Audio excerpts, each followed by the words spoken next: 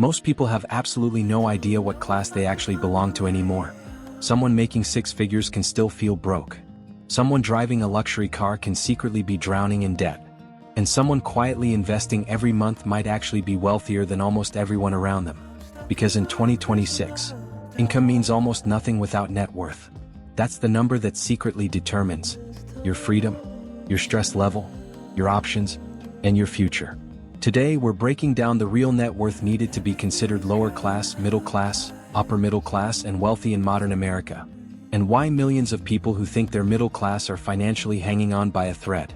Because the uncomfortable truth is this: a lot of people look rich, but are one missed paycheck away from disaster. Comment below where you're watching from. And honestly, what number do you think qualifies someone as rich today? Let's start with the biggest financial illusion in modern society: income. People obsess over salary. 6 figures. 200,000 a year. $500,000. But high income does not automatically mean wealth.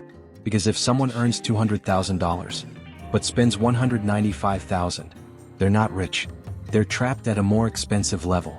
That's why net worth matters infinitely more than income. Net worth is what you own minus what you owe. It's the money that stays, not the money that passes through your hands. And once you understand that, modern class divisions start looking completely different. Because in America today, there are millions of people performing wealth instead of building it. Luxury apartments, luxury cars, luxury vacations, designer clothes, all financed. Meanwhile, actual wealthy people are often far less flashy than social media makes you believe. Now let's talk about lower class. Financially, lower class is usually defined less by income and more by fragility. No emergency savings, high debt, little or no investments, constant financial stress. A person making $70,000 with massive debt and no assets can absolutely be financially lower class. That's what scares so many millennials and Gen Z workers right now. Because people are making more money on paper, while feeling poorer in reality. Housing exploded. Insurance exploded. Food exploded. Transportation exploded. And wages never fully caught up. That's why so many people today feel trapped in survival mode. Not poor enough for sympathy. Not wealthy enough for security. Just permanently stressed. Now let's talk about middle class.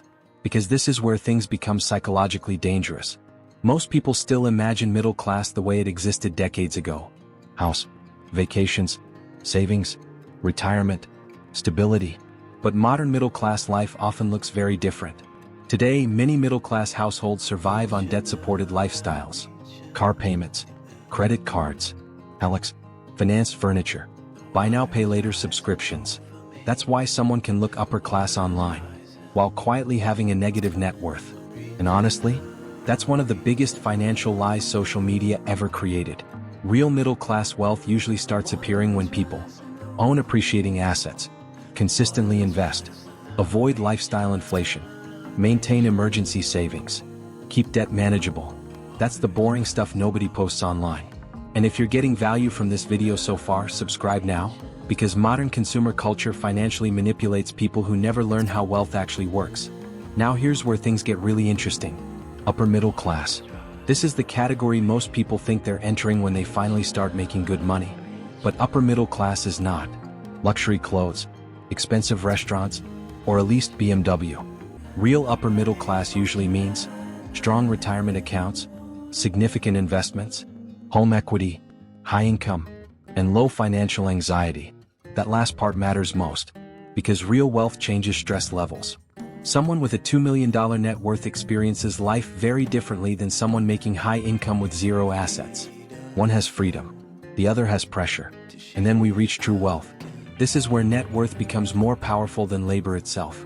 Because once investments generate meaningful income, time starts working in your favor. A person with $5 million invested can generate more wealth sitting still than many workers earn in an entire year. That's why wealthy people obsess over ownership, stocks, businesses, real estate, equity. Because labor alone rarely creates massive wealth. Ownership does. And this creates one of the biggest emotional problems in modern society. People compare lifestyles. Instead of balance sheets, someone sees the watch, the car, the vacation, but never sees the debt, the stress, the monthly payments, or the empty investment accounts. That's why appearances became financially dangerous. Modern culture rewards looking wealthy more than becoming wealthy.